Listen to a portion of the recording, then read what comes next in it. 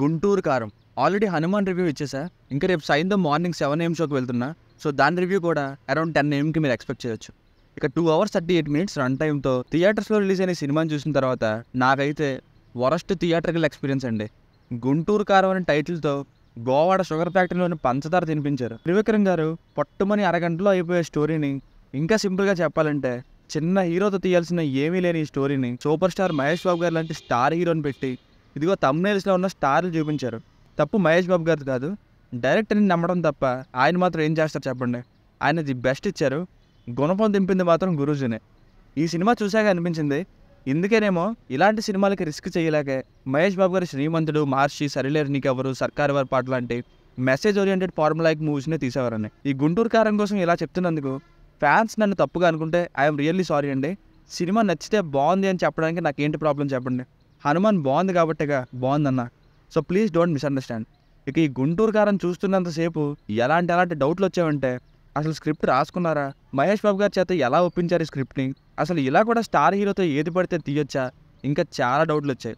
ఎంత వేగంగా సినిమా అయిపోద్దా, ఎప్పుడు వచ్చేద్దామా అనిపించేది సెకండ్ హాఫ్ చూస్తుంటే.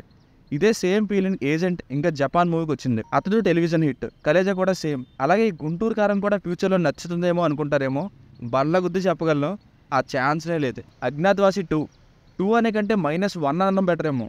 ఇంకా ఎస్ఎస్ తమన్ గారు మాట్లాడదాం, ముందు మాట్లాడదాం ఇతని గురించి, మిస్ అవ్వకండి.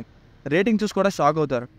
సినిమా నాకు ఎంత వరస్ట్ ఎక్స్పీరియన్స్ అంటే ఏం చూపించాలో తెలియక, ఏది పడితే చూపిస్తే ఏం చేయాలో తెలియక థియేటర్ నుండి బయటికి రాలేక ఇంకా అదే చూస్తూ ఉండాల్సి వచ్చింది. ఫ్యామిలీతో చూడొచ్చా అంటే ఎస్ చూడొచ్చు, అడల్ట్ కంటెంట్ ఏం లేదు. ఆ కుర్చీ సాంగ్నే కొంచెం చూసుకోండి. బేసిక్ స్టోరీ లైన్ ఏంటంటే చిన్నప్పుడే ఒక గొడవ కారణంగా రమణ అలియా సూపర్ స్టార్ మహేష్ బాబు గారి తల్లి రమ్యకృష్ణ గారు కొడుకుని భర్తని వదిలేసి ఇంకో పెళ్లి చేసుకొని దూరంగా ఉంటారు. అసలు ఎందుకు ఇలా చేశారు, పెద్ద అయిన మహేష్ గారిని ఏ అవసరం కోసం అతని తాతయ్య ప్రకాష్ రాజ్ గారు ఎందుకని పదే పిలుచుకుంటున్నారు, అసలు ఏం జరిగింది అన్నది story. Plus points, super star Mahesh Babu garu యంగ్గా స్టైలిష్గా కనిపించారు. ఓపెన్లీ టెల్లింగ్, సినిమాని రిజల్ట్తో సంబంధం లేకుండా చూడాలంటే అది మహేష్ బాబు గారి వల్లనే. పాపం సినిమా మొత్తం ఏదో ఒకటి చేసి నడిపిద్దామని సిన్సియర్గా యాక్ట్ చేసినట్టు అనిపించింది. Starting 25 minutes song, elevation scene, introduction, ఇంకా టైంలో ప్రకాష్ రాజ్ గారు మహేష్ బాబు గారి కోసం చెప్పే కొన్ని కన్నింగ్ డైలాగ్స్లో త్రివిక్రమ్ గారి మార్క్ కనిపించింది. ఆ అరగంటలాగే సినిమా మొత్తం ఉండుంటే ఇంకోలా ఉండేదేమో రిజల్ట్.